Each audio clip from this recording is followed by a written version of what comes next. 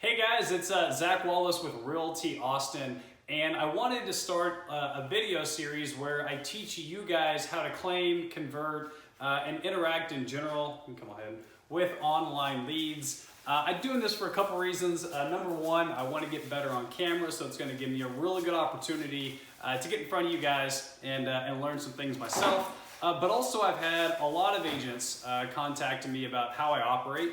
And I really want to see agents succeed and do better and get better at working these leads. And I realized I don't have the time to sit down with everybody. However, if I was able to make a series of videos and pass those off to either new agents or agents that want help in general, that takes very little time. So it's a win-win.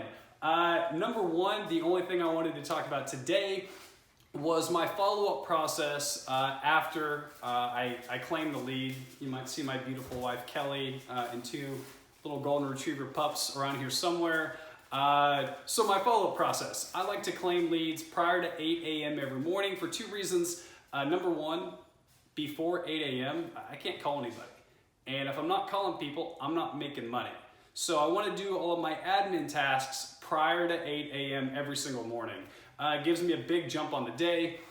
But the other part about it is the early bird, I believe, gets the worm. So if I'm up before every other agent in Realty Austin claiming what I consider to be the good leads, that's going to give me a little leg up. Sometimes you don't have to be the best agent out there. You just got to be a little bit better than your competition. And I think that's a good example of that. So after I claim the lead, there's a few time frame windows that are really important that we touch people in. This is the 8 to 9 window in the morning. Come on, Kelly. So 8 to 9 a.m. Noon to 1 is a valuable time frame because people are at lunch. After 4, so between the hours of say 4 and 7. And then another right before bed between 8 to 9 p.m. Now, if I'm claiming these leads prior to 8 a.m., I'm not going to call them at 8 a.m. that same day.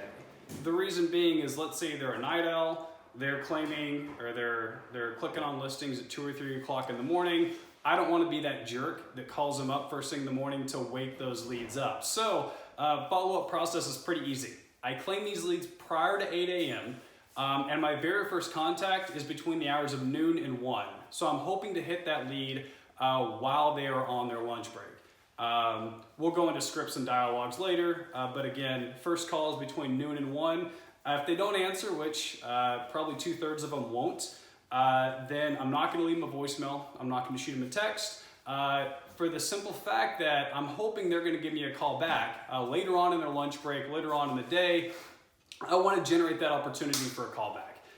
The second call I'm going to make is on the same day between the hours of 4 and 7 p.m. And if they don't answer here, now I'm going to leave a voicemail, and I'm also going to shoot a text. Something that's spicy, that catches their attention, which again, I'll go on in more in depth on those things later. And then the final thing I'm going to do right before I go to bed is I'm going to shoot them an email. And it's really important to have as much time lapse in between all these tasks as possible, meaning my second call at 4 p.m., I don't want to send a text immediately after I hang up. If I can make a few other calls and then send the text 5 minutes later, it feels more authentic, like someone's not just a quick text at the end of the phone call. So to recap, I'm going to call them at noon to 1. They're not going to answer. I'm going to call them between 4 and 7. I'm going to leave them a voicemail and a text this time. And then at 8 or 9 o'clock at night, I'm going to shoot them the email. Now, there's one time slot left that's very important. There's that 8 to 9 a.m. time frame, which, again, I think it's kind of jerkish calling somebody that early. But if I've called them in all of these hot time frames prior, they've given me no choice if they haven't responded. So day 2, and this is the day after I claim the lead, I'm going to call them again between 8 to 9 o'clock in the morning. On this attempt, I may or may not leave a voicemail or text. No right or wrong way to do things there. And then going forward, every other day or every few days, I'll follow up with an additional phone call and an additional text at the end of the day, an additional email. So the follow-ups are important, whether we're waiting a couple days or the next day or maybe a week to call someone back if we haven't gotten in contact with them. However, I'm a firm believer that during that first 24-hour window, maybe 48-hour window, that's when all the important touches happen.